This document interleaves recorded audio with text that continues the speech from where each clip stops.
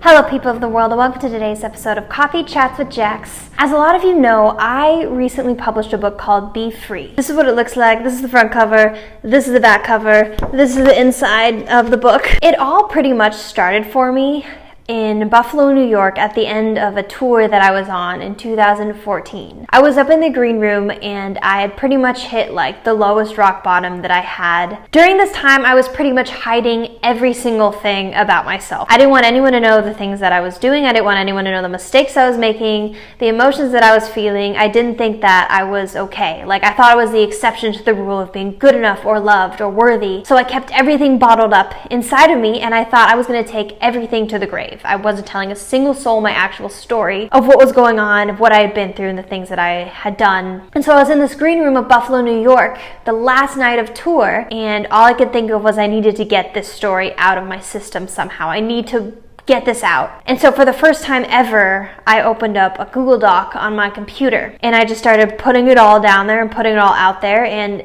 it felt really, really good. It felt really freeing. And the more I wrote, the more I felt like I had a voice, and the more I felt like I wasn't this insane human being, but I just was an imperfect person with a story. I got back to LA, and that's pretty much what I ended up doing every single morning. Was I would write for about an hour every single day, just processing it all out because it really gave me freedom and it gave me a voice. Then fast forwarding a little bit, I ended up having coffee with a friend who was asking me what it is that I wanted to do with my life. And I was kind of sharing with him a little bit about like my videos, and I don't even know what I really told him, just stuff that I was doing back then. And then he asked me, have you ever thought about writing a book? And I was like, me? Write a book? You're crazy. That's something for someone like my sister to do, or someone that I work for, or my friends, or anybody else but me. Like, what business do I have writing a book? So I ended up at church that night with a bunch of my friends in Nashville. Throughout the whole entire service, all I could think about was that maybe my journals, maybe that writing that I did for an hour a day, every single day, processing everything out, maybe they're more than just journals. Maybe it meant something more than that. Basically, I saw this like picture in my head of what it would look like for me to go through my journals and to highlight the things that mattered, the things that really showed life and showed redemption, and not just the good stuff, but the really hard stuff, like the nitty-gritty stuff. And all I could think about in my head was that I need to write this book.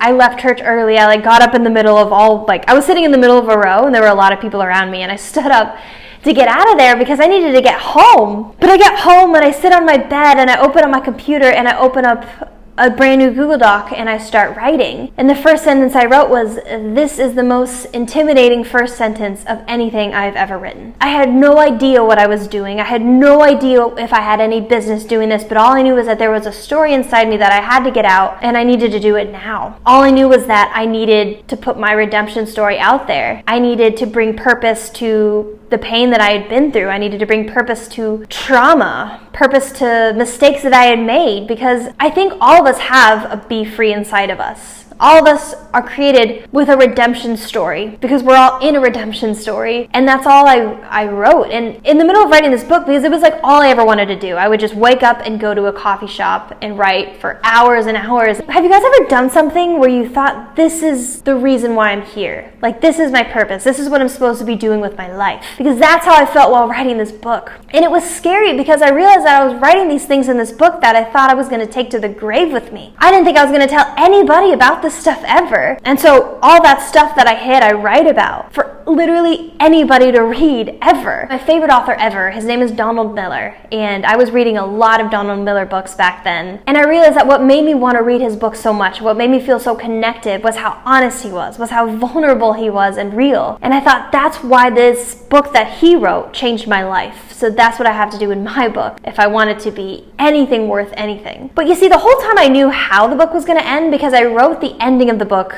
the same day I wrote the first page, which ended up being the prologue. I didn't know it was the prologue. But you see, I knew how the book was going to end at the very beginning of it all. And I just didn't know how I was going to get there. And I felt like if I'm at the end of my book, I should be like pumping out bumper sticker quotes and t-shirt slogans and like all the best stuff. I couldn't figure it out. Like, I didn't know if the ending of a book was like a page count or a word number or a feeling. But I realized that I was getting to the end of my book when I started to feel more like a reporter than I did an author. It was like things in my life that I didn't have closure with at the beginning of the book that I was talking about all of a sudden in my life, it was happening. Like I was living out the ending of my book. I was living at the end of my redemption story.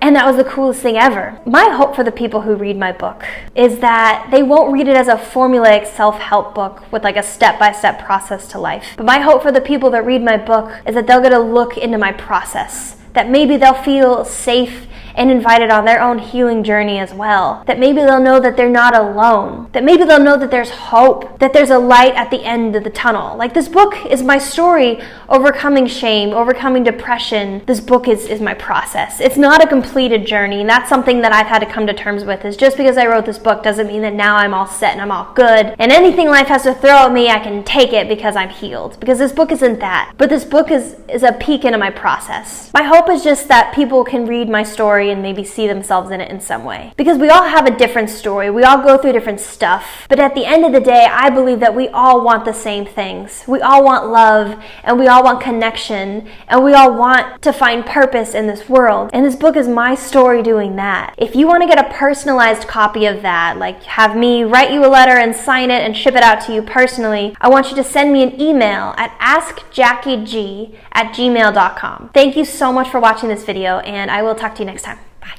Real quick, guys, before you leave, please go check out my Patreon page, patreon.com/JackieGTV. That is where you can go support me, go get more involved in what I'm doing. You can also read the prologue of my next book, Finding Home, that I'm almost done writing right now. Also, it's a really exciting things happening over there, so go check out my Patreon page where you can support me for literally like $1 a month. It would mean the world to me. Thank you so much, and I love you guys. I'll talk to you next time.